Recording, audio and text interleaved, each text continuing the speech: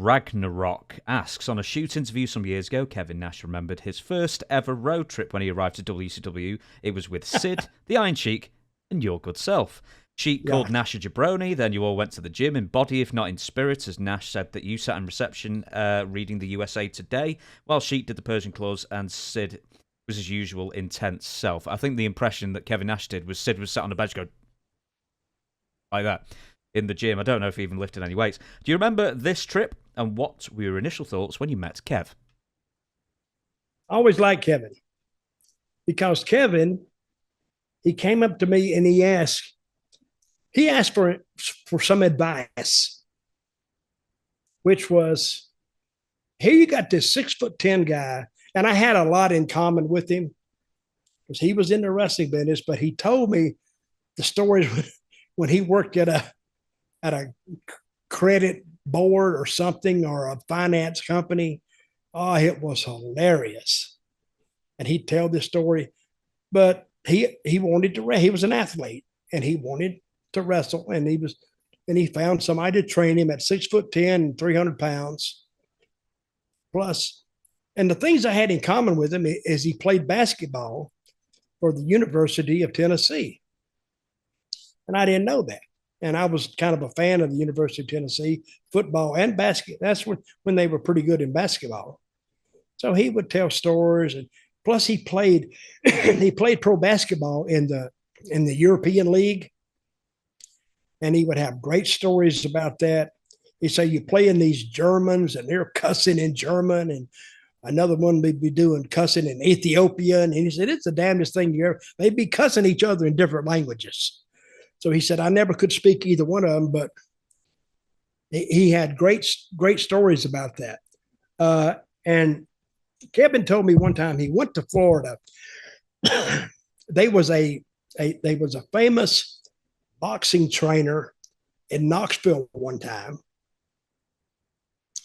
and he trained this world champion. He only won it one time, then he got knocked out his next fight. His first defense, he got knocked out. But he started training under this guy.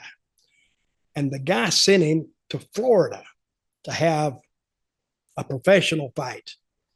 You know, it's like a little independent wrestling show. So he got down there and he said he fought this Cuban guy. He said this Cuban guy beat the living shit out of him. He said, God, he got back to the dressing room. He said, I won on points because it was only like a 4-rounder.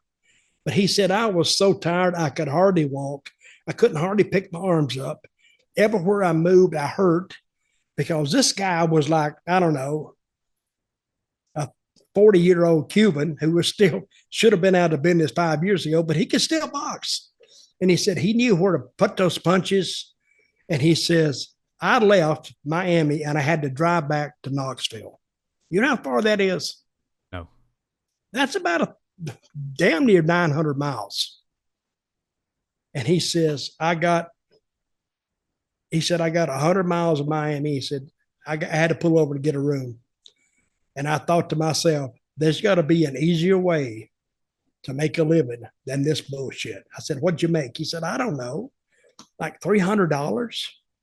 And I went, the 300, that's all you made in that trip? He said, yeah. He said, a guy or two went with him. That's when he started looking to get into wrestling. So he was smart on that end.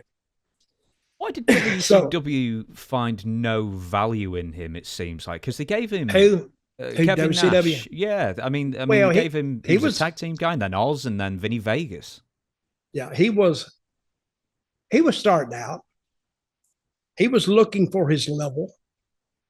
And it's not that nobody saw anything, they didn't see anything in him. Of course, the main thing you're going to see is his size. But yet they didn't know how to, they had no idea what they wanted him to be. And that's what it is. A lot of guys that go places that don't do anything, it's not because of them, it's because of creative or whoever's booking it didn't see it in him and kind of concentrate on that character.